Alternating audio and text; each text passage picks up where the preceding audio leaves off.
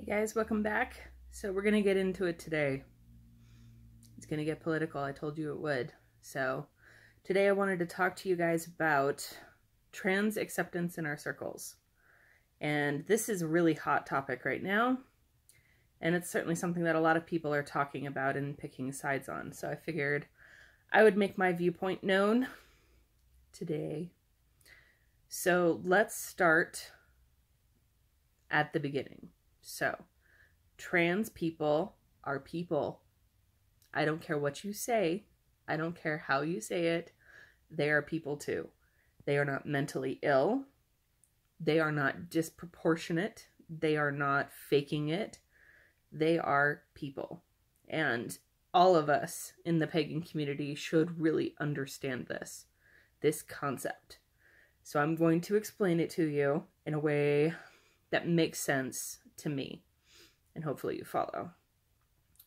So again, I said in a previous video that a vast majority of us today, well, maybe not all of us, a vast majority of us are not second, third, or fourth generation pagans. A good chunk of us, especially here in the US, are first generation pagans. And a lot of us come from really interesting backgrounds with religions other than paganism. And somehow, somewhere along the path of our life, what we were raised to believe that we were spiritually has changed, and we have self-declared that we are pagan. This is exactly the same thing that trans people are doing with gender. Gender is not binary. It has never been binary. It is completely on a spectrum. This is not two boxes to tick. This isn't pink or blue. This is a spectrum, a full range of things everywhere. And I don't see why this is such a difficult concept to grasp, because this is legitimately backed by science. Like, we know this. This is a fact. And it's been supported by a lot of empirical evidence. So for us to sit here, especially in pagan groups, and divide ourselves among lines of feminine and masculine or male and female doesn't make sense. It's just not true. It's not viable. This is... I mean, we've known this since the beginning. The oldest deity that we have record of is Inanna. And Inanna's priests were largely, especially in her big temples, were trans. They were just trans priestesses. That's what they were. They were legitimately male to female trans priestesses. And these people were not only accepted and beloved of the goddess Inanna, but they were also revered by the people as having a unique experience of embodying both male and female traits simultaneously. So, like, the fact that we're struggling with this as the pagan community of all fucking communities is a problem. Obviously, we're not doing our research. Obviously, we don't know our shit. And obviously, we're allowing personal feelings to get in the way of true belief and practice. And this is problematic, because if you're a pagan, simply for the sake of the fact that you get to make up whatever it is that you like to believe, then there's the door. Like, get the fuck out. We don't need your shit here. We have long established traditions, and so much work and research has gone in for the last several hundred years to try and reclaim these things that have been lost to the ages after the Catholic oppression. Like, there's a way to do this right, and none of us have any room to say anything about trans people being excluded from society, especially ours. And if you can't understand that and can't find a way to make that jive with your belief, then maybe this isn't the belief for you. You just got to accept it. And I'm talking to you people out there. We've seen your shit posting, and it needs to end. I'm going to start here with this bullshit about Skyclad Ritual. And we all know Skyclad Ritual is a sacred space for safety and comfort. This is a place for us to be able to be bare before our gods. to have nothing between us and the divine. And why a person would have issue with somebody who's trans coming into a sacred space for Skyclad ritual to share their truth with the divine, no matter which divine it is, and say that you can't do that here because you're trans. Like that, we're not going there for sexual stimulation. We're not going there to define ourselves as physical creatures. We are literally in that space to be ourselves with the divine. And if you have a problem with a co-ed circle, then don't go to one. If you have a problem with a trans person being in a Skyclad ritual with you, then don't go to it. We wouldn't even want you there anyway. It doesn't matter to us what you think of them, because they have a right to be there. They have a right to express themselves before their deities. They have a right to be bare before their gods, just as we do. And to stop them from doing that and to tell them they're not welcome it's exactly what they did to us. Like hundreds and thousands of years of oppression telling us that we can't do this, that we can't be with our gods, that it was heathen, that it was evil, and that it was awful. We're doing that to them now. And so if you're really creeped out by this concept, maybe you need to sit and think to yourself what exactly it is that you're using your Skyclad rituals for. Because it has nothing to do with sex. It has nothing to do with gender. Nothing. I'm just going to put that out there. I'm also going to say, and this may be the more unpopular belief in this particular video, is that there are those circles that do choose specifically and educate and single out groups so that they will not have trans people allowed in their spaces.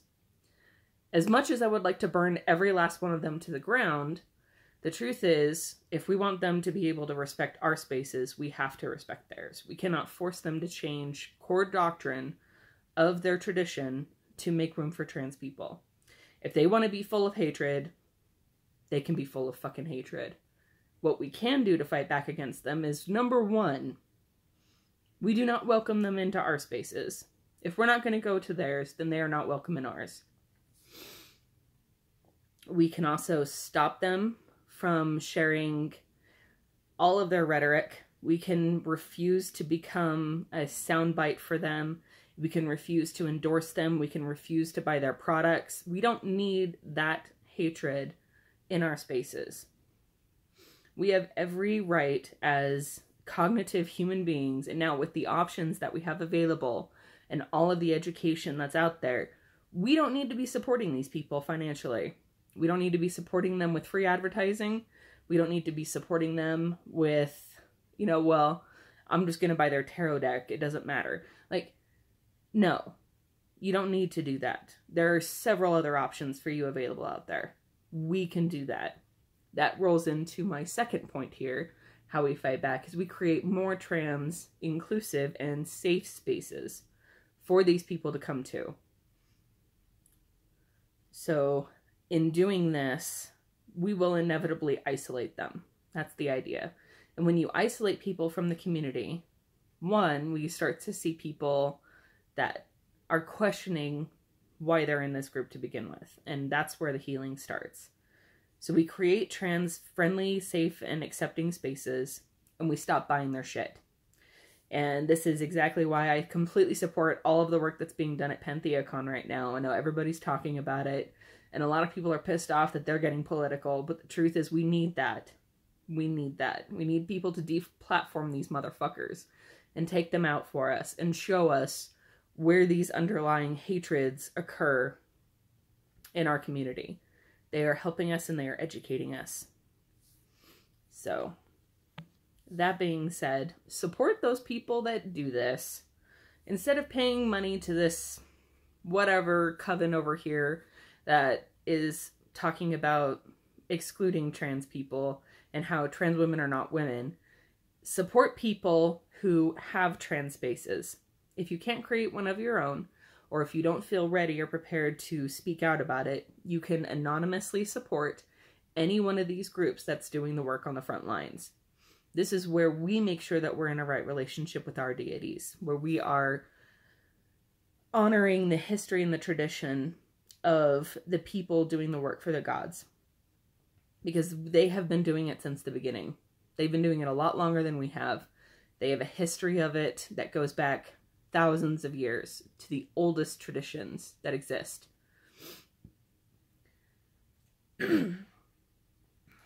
So there's that. Sorry, I got a little bit of a cold. But anyway, so when you see shit like this happening, instead of calling out people for getting political and getting upset at them for making a stance, support them. Even if you have to do so quietly, support them. And work your way into a point where you have a relationship with your deities enough that you can either create a trans safe space, hold a good conversation with someone who's in a position like this, or create a platform out there for these trans pagans to talk to us about their experiences, because that wisdom is invaluable. And I think so many of us have been caught up in this binary mindset. And I know I have nothing against Wicca, and I have nothing against Wiccans, but this is where the problem kind of started here. And I know it was the first tradition that we had that was rebuilt in the 50s with Gardnerian Wicca, but they're very binary. And this is why I'm not particularly Wiccan. This is why I disconnected from that tradition several years ago, because we all embody the masculine and the feminine. We all have within us the tools to channel both divine God and divine goddess. We are all male and female. And this is, again, embraced by science. We all are, like, when we're created, before we're born, when we are still in the womb, and before we develop into the people that we will become, we have the ability to become either. Every one of us was at some point in time in the period of our history either agendered or binary gendered, or full, not binary gendered, but omnigender, essentially. Bigender, whatever. We were all omnisexual, not omnisexual, omnigendered at some point. We had the ability to become any. And we still retain a lot of that in our behaviors and in our personalities. Me, for one, I identify as female. I love having my nails done. I like having female hair. But if to look at me and to experience a conversation with me, I'm very aggressive, as you can tell. And there are parts of my body that are innately masculine, or more masculine than innately feminine. And so I had to come to grips with that particular part of my identity a long time ago. While I identify as cisgender female, there are parts of me that are more masculine than they will ever be feminine. All of us have this. There are some men out there who have more feminine traits than masculine traits, and they're still identifying as men.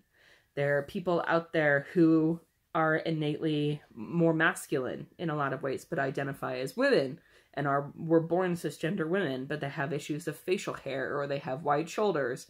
Like, if we're willing to allow those people into our spaces, then we can make room for trans people too. They deserve to be a part of our circles. They've been through so much shit, you guys.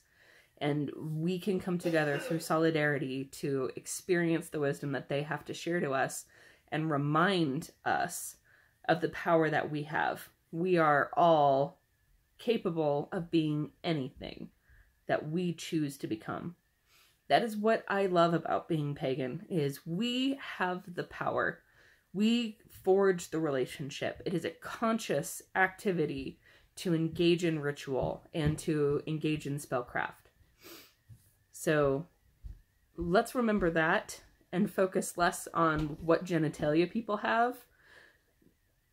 And maybe this problem won't be a problem anymore. Like, this is something that should be a no-brainer. And this is why I've had a hard time making this video, because I don't know how to say it in terms that don't make people feel dumb as fuck. Because this should be a no-brainer. This literally should be a no-brainer. Okay? So stop fighting about it. Stop supporting the hate. Start supporting the inclusion. And just let everything else go. Reevaluate yourself. And if you have a problem with this particular issue, then As with everything else that we do, go to your gods. Talk to them about it. I guarantee that you're going to find the peace and the solace that you need to come to grips with this particular struggle that you might be having inside of yourself. Rant over. So thank you so much for joining me for this 15-minute wild roller coaster ride in my brain. If you like what you heard today, please feel free to subscribe. Hit that little alarm button there so you get notifications when I put other videos up on Facebook. Or not Facebook, on YouTube. And my Patreon will be in the links below. So thanks again for joining me, and we'll see you next time.